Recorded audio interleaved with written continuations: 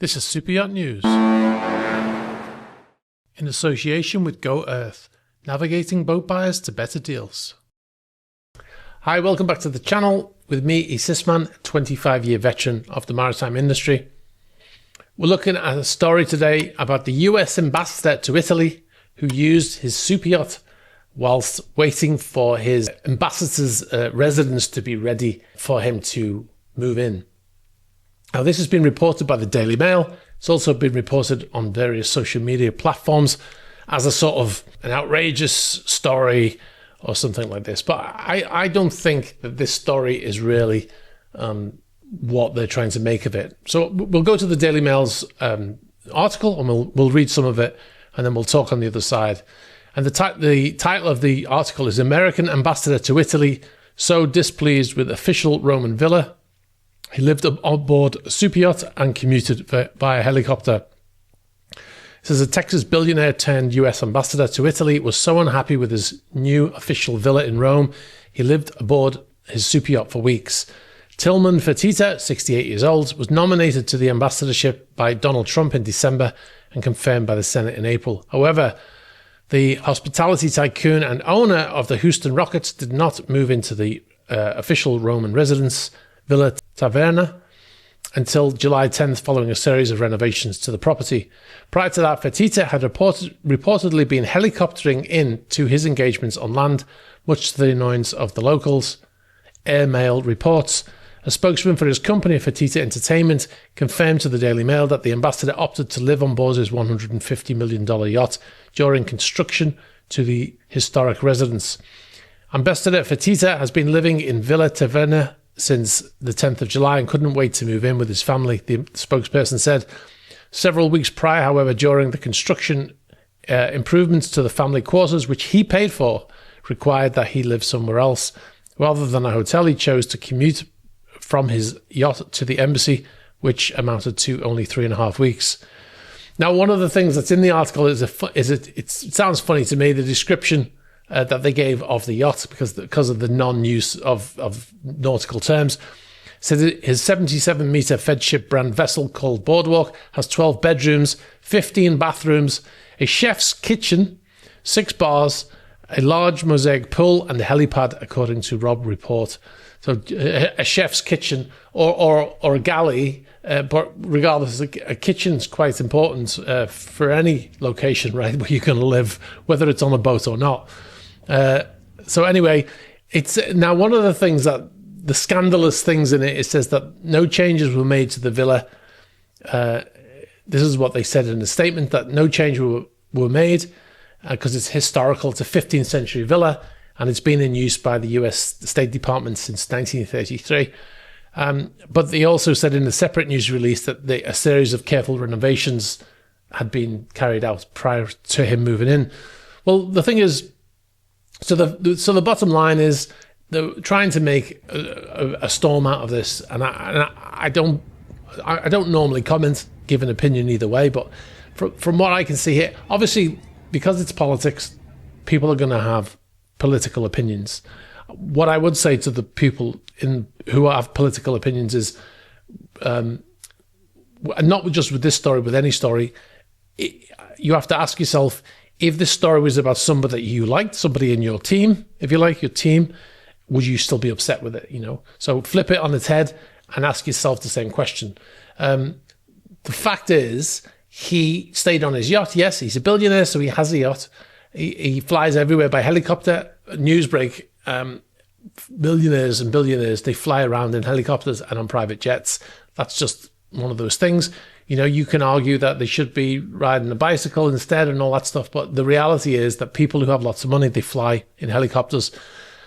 He stayed on board his yacht, which he paid for, and he used a helicopter, which he owns, and he paid for the fuel. And then the place that they were renovating, the building that they're staying in, the US ambassador stays in, he renovated it and paid for that too. Now, if he charged the money to the government, then that would be a different story, right? If the helicopter fuel had been charged to the US government, that would be another story.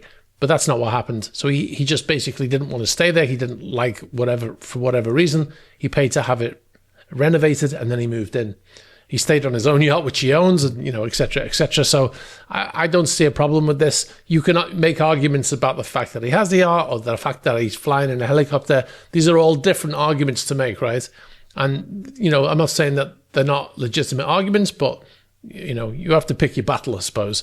You know, this is a super yacht channel. Obviously, we're not going to say that nobody should own a super yacht because it's a super yacht channel. So anyway, you know, it was actually interesting to look on social media at some of the responses, which is not something I very often do, but the story that was posted there was people saying it was disgusting and it was, you know, stealing money, but there's no money being stolen. It's based on this report.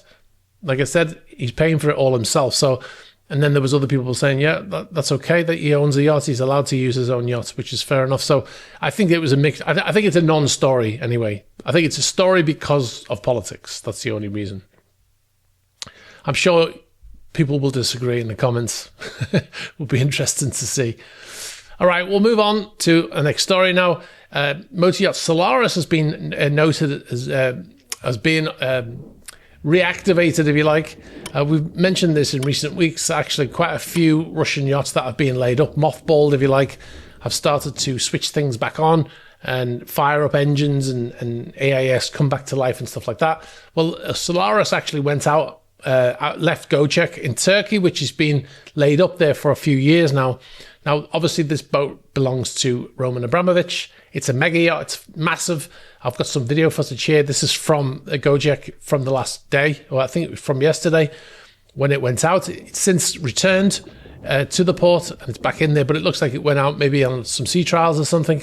We mentioned a couple of weeks ago that the vessel had turned on its AIS and it'd been testing engines and things like that.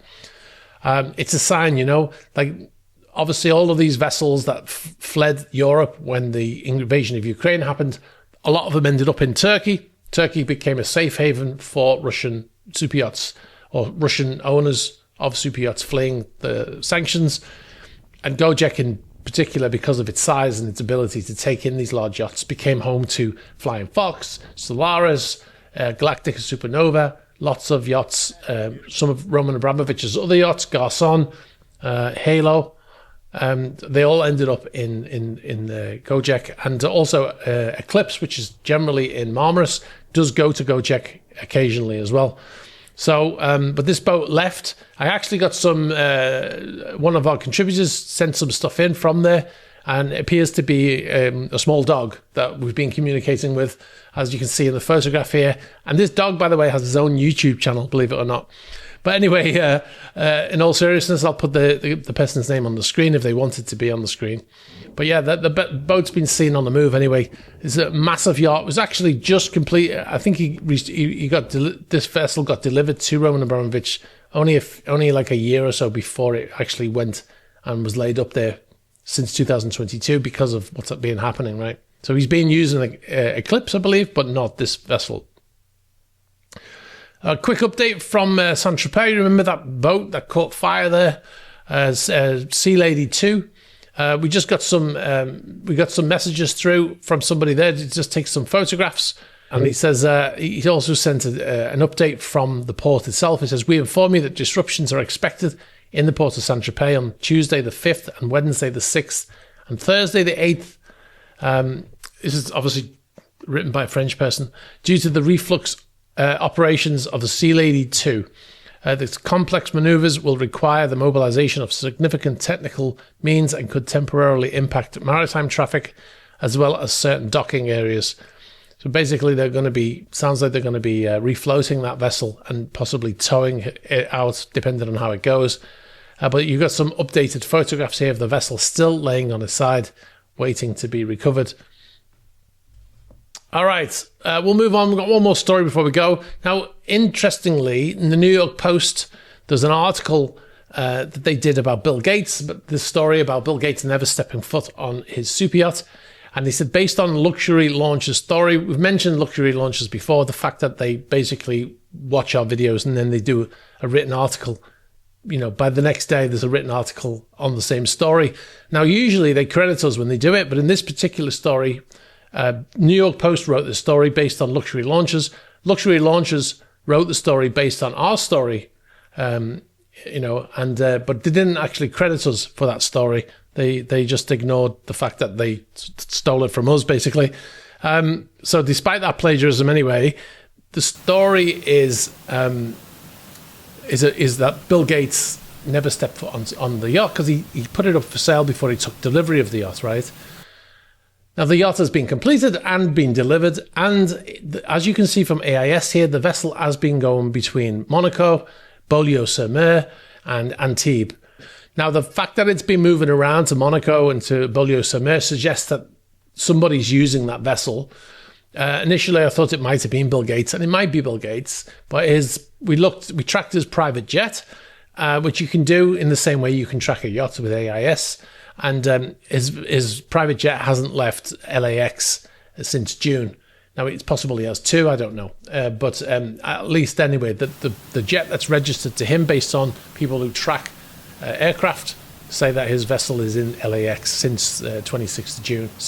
But the yacht has been moving around. It's possible that he was there before 26th of June and then he flew back. I didn't check that far back. But anyway, somebody's using that vessel.